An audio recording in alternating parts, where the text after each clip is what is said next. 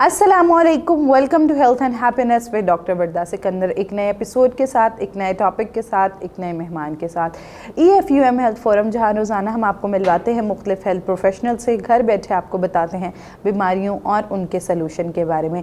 एक चीज़ आजकल हम बहुत सुनते हैं कि जी घुटने ख़राब हो जाएं तो घुटनों को तब्दील करवा लें, नी रिप्लेसमेंट प्रोसेस करा लें।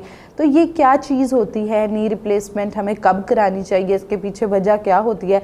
तो इसी टॉपिक के पे बात करने के लिए आज हमारे साथ एक्सपर्ट फिजियोथेरेपिस्ट डॉक्टर नुमान मौजूद हैं। तो आइए इनसे जानते हैं। वेलकम टू द शो, कैसे हैं आप? अल्हम्दुलिल्लाह, शुक्रिया इनवाइट करने के लिए। अच्छा, सबसे पहले तो डॉक्टर नुमान, आप हमें थोड़ा सा बताएं कि ये नी रिप्लेसमेंट क्या है?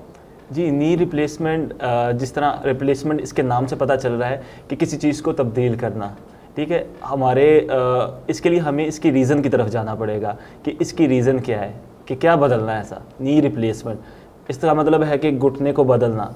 अगर किसी चीज़ को बदलना है तो उसकी कोई वजह होगी, अगर उसकी कोई ख़राबी होगी तो उसको बदला जाएगा।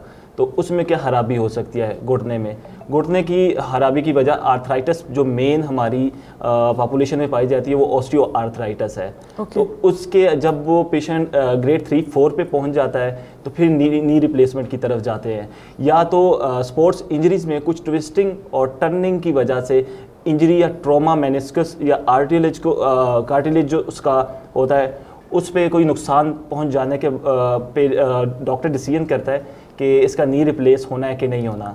या ऑस्टियो आर्थराइटिस एक रीज़न, जो मेन रीज़न है, जो मेन पॉपुलेशन को टारगेट करती है कि आया कि इसका रिप्लेसमेंट होना है कि नहीं होना। वो ग्रेड 3-4 पे अगर पहुंच जाता है तो उसका घुटना बदलवाना पड़ता है, क्योंकि उसकी जो रीज़न होती है, जब 1-2 तक होता है हम फिजियोथेरेपी से या एनसेड से मैनेज कर सकते हैं।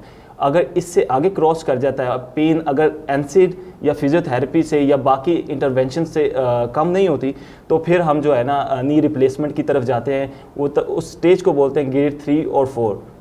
अच्छा, अगर बात की जाए तो कौन से ऐसी अलामात बनती हैं या कौन से ऐसी वजूहात बनती हैं जिसकी वजह से हमें नी रिप्लेसमेंट की तरफ जाना चाहिए?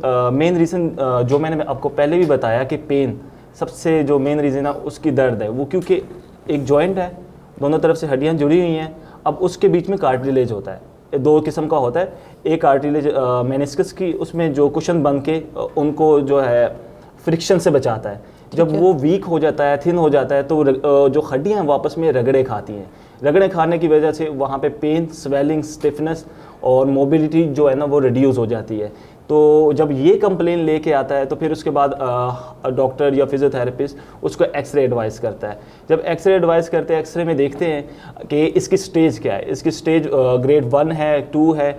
अगर तो ग्रेड 1-2 है तो उसको फिजियोथेरेपी या एनसेड से मैनेज कर लेते हैं। अगर पेन और स्टिफनेस और मोबिलिटी रिड्यूस फिर भी हो रही है और एक्सरे में जो गैप है दोनों जॉइंट्स की हड्डियों के दरमियान, वो बहुत ज़्यादा कम हो गया है, तो फिर हम जो है ना नी रिप्लेसमेंट की तरफ जाते हैं। डॉक्टर नुमान, अगर बात की जाए कितना ज़रूरी है फिजियोथेरेपी कराना नी रिप्लेसमेंट के बाद, और कितना ड्यूरेशन के बाद जो है हम करा सकते हैं? जी, आपने कहा कि बाद में नहीं, पहले भी ज़रूरी है। ये सबसे इम्पोर्टेंट चीज़ जानने के लिए ये है कि अगर किसी सर्जरी को कामयाब बनाना है इस तरह की, तो उससे पहले फिजियोथेरेपी की भी 1 महीना ज़रूरत है। जो उसके सराउंडिंग मसल्स होते हैं, लिगामेंट्स होते हैं, उसको इतना स्ट्रेंथ अप करना होता है कि सर्जन को सर्जरी के लिए ऐसा एनवायरनमेंट मिले कि उसकी सर्जरी सर्वाइव कर जाए। तो फिजियोथेरेपी जो पोस्ट ऑपरेटिव है, जो उसका प्रोटोकॉल है, वो तो बाद में है ही है। उससे पहले जो कहते हैं प्री सर्जरी जो है ना, उसकी एक बड़ी इम्पोर्टेंस है। अगर तो उसके सराउंडिंग मसल्स को हम क्या कहते हैं 1 मंथ पहले स्टार्ट करें, स्ट्रॉन्ग करें, स्ट्रेंथ अप करें, तब सर्जरी की जो पोस्ट जो कंडीशन होगी वो बेहतर होगी, कदरे बेहतर होगी। और पोस्ट जो ऑपरेटिव उसकी ड्यूरेशन है वो 3 to 6 मंथ्स है। वैसे तो फर्स्ट जो वीक होता है वो काफ़ी पेनफुल होता है, लेकिन उसमें भी हमने करवानी होती है कि स्टार्ट हो जाए, इनिशिएट हो जाए मूवमेंट। फिर 2nd-3rd वीक में उसको हम क्रचेस या वॉकिंग फ्रेम्स के साथ जो है ना खड़ा करना शुरू कर देते हैं। फिर उसकी स्ट्रेंथनिंग पे जाते हैं, उसकी जो बैलेंसिंग करते हैं। ये 6 महीने का ड्यूरेशन है और कंप्लीट जो इसकी रिकवरी होती है उसमें 1 साल लग जाता है, लेकिन 6 मंथ्स में फिजियोथेरेपिस्ट अपना रोल प्ले कर लेता है। Okay all right, doctor Numan हमारे साथ एक्सपर्ट फिजियोथेरेपिस्ट मौजूद थे। इन्होंने हमें बहुत ज़बरदस्त बताया कि कितना अहम है फिजियोथेरेपी जो है वो। जैसे कि पहले उन्होंने बात की कि प्री जो फिजियोथेरेपी है वो भी बहुत इंपॉर्टेंट है और पोस्ट फिजियोथेरेपी जो है वो भी बहुत ज़्यादा इंपॉर्टेंट है। और अगर आपके घुटनों में कोई भी मसला आ रहा है तो आपको चाहिए कि फ़ौरी आप इनिशियली जो है वो उसको फिजियो की तरफ ले जाएं, ताकि वो आपको नी रिप्लेसमेंट की तरफ जाना ही ना पड़े। We must say that prevention is better than cure. तो अगर आप इस तरह का कोई भी मसला फेस करें, आपके घुटनों में ज़्यादा दर्द होता है या फिर जो है वो आपकी मोबिलाइजेशन में फ़र्क आ गया है, उठते बैठते हुए आपको तकलीफ़ होती है, तो आपको चाहिए अब फौरी तौर पे अपने करीबी फिजियोथेरेपिस्ट को कंसल्ट करें। और अब आप घर बैठे हमारे EFUM हेल्थ फोरम पर मौजूद कंसल्टेंट्स को भी कंसल्ट कर सकते हैं। अगर आपका इस टॉपिक से मुतल्लिका कोई भी सवाल है तो आप कमेंट सेक्शन में हमसे पूछ सकते हैं।